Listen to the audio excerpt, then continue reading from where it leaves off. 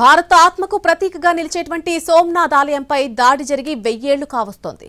ద్వాదశ జ్యోతిర్లింగ క్షేత్రం సోమనాథ్ ఆలయంపై క్రూర హింసాత్మక దాడి జరిగినా తిరిగి ఎలా పునరుద్ధరణకు నోచుకుంది?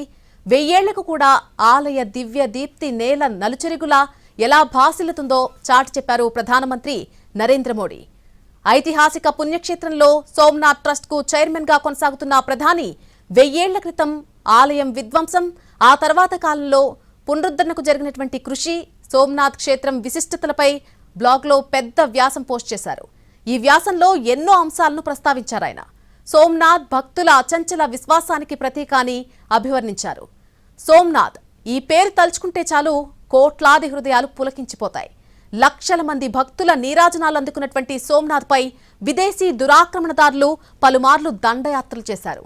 భారత ఆత్మకు ప్రతీకగా నిలిచేటువంటి ఈ ఆలయంపై క్రూరమైన దాడి జరిగి 1000 ఏళ్లు కావస్తోంది. 1026 సంవత్సరం జనవరిలో గజని మహమ్మద్ సోమనాథ్ ఆలయంపై తొలిసారి దాడి చేశాడు. పశ్చిమ తీరంలో గుజరాత్లోని ప్రభాస్ పాటన్ వద్ద సోమనాథ్ ఆలయం కొలువై ఉంది. ద్వాదశ జ్యోతిర్లింగాల్లో సోమనాథ్ ఆలయానికి ఎంతో ప్రాధాన్యం ఉంది. దేశంలోని 12 జ్యోతిర్లింగాల ప్రాశస్త్యాన్ని ద్వాదశ జ్యోతిర్లింగ స్తోత్రం ప్రస్తుతిస్తుంది. సౌరాష్ట్రే సోమనాథంచాని మొదలయ్యేటువంటి స్తోత్రం తొలి జ్యోతిర్లింగంగా ఆలయానికి ఉన్నటువంటి ప్రాధాన్యాన్ని చాటి చెబుతోందని ప్రధాని మోడీ ప్రస్తావించారు.